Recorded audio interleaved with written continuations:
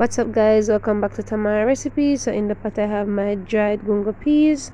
Now I washed my peas about 2 times and I used a different container from the pot. Alright, you don't want to wash your peas in the same container as the container you're going to cook in, because you know sometimes the peas have dirt and you know it can be settled in the bottom of the pot. Alright, so I have some pimento seeds and I have 2 garlic cloves.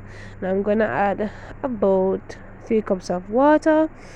I'm gonna allow it to come to a boil, but before I do so I'm gonna add some salt just to add some flavor to the peas as it cooks. Alright, so I'm gonna pressure cook my peas. However, you could always slow cook yours.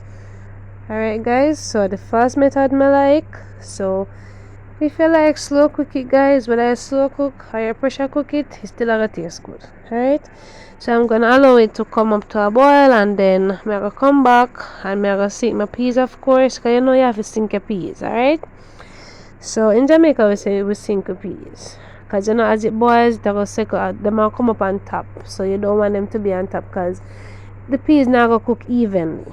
Right, so that's why we always sink your peas. So you could always soak your peas overnight. I did not do that. However, it doesn't make a difference, it's still gonna cook. Alright, so I am going to add some water to sink the peas. So guys, I'm using about 2 cups of dry gungo. So maybe in total I'm using about 5 cups of water, because you know because you're gonna pressure it, so you don't want to over add the water. Alright, because as it pressures the liquid rises. So the pimento seeds, they're on top, so that's what I'm showing you. Alright, so if you have any peas that settle on the top, you want to remove them because they're not good. Alright, so I'm gonna allow it to come up to a boil. Then I'm gonna add the pressure cooker cover and I'm gonna allow it to pressure for maybe about 15 minutes or so, depending on how your pressure cooker works. Alright, so I'm gonna cover it, let it come to a boil, and then I am going to do that step, but you will not see. Alright, now I have my blended coconut. I'm not using a lot of coconut guys. I didn't go to the supermarket, so I only have a small piece of coconut, but I'm gonna make it work. Alright, so my peas fully pressured. Now if you don't have the fresh coconut, then you could always use some coconut powder or you can use the canned coconut. Alright, so I like a little trash in my rice and peas. I don't necessarily have to do that. So because I don't have a lot of coconut milk, so I add a piece of butter. Now some people them love to use butter and the coconut milk. The only reason I use it is because I needed more of, you know, more coconut milk, so the butter will add some flavor to my rice and peas. Alright, now I'm adding some fresh seasoning, because even though you cook your peas with fresh seasoning, you need to add some more. Alright, because that will just flavor your peas. I added some scallion, garlic, may I add ginger, scotch bonnet pepper, may I add thyme. Yes guys, so yeah, have to flavor up your pot. Alright, now remember the coconut has a lot of fat, so because I use a small piece of coconut, so I really need more flavor for my rice and peas, so that's why I added the butter. So I'm gonna cover the pot and let it simmer for maybe about 10 minutes just to bring all the flavors together, and then after doing so I'm gonna return and I'm gonna add the rice.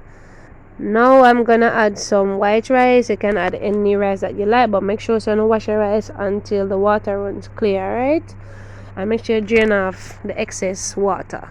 So I'm adding my rice and I realize that I have too much liquid in the pot, so I'm gonna remove some and then I'm gonna come back. Alright, now you want to ensure that you use the fork to test the level of your rice. You want it to be like 1 or 1.5 inches above the level of the rice. Alright, so I had too much, so I remove some and then I'm gonna show and say it has the right amount of liquid. Alright, so guys, I'm gonna cover the pot, let most of the liquid dry out, and then I'm gonna return.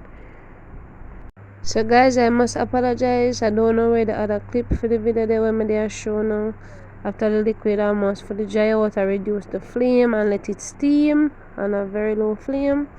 So I must apologize for that. So this is the part that I found guys. I realized I wasn't recording when it was too late. So the rice is all done, so I'm gonna give it a fluff and then I'm gonna just cover the pot until I'm ready for share.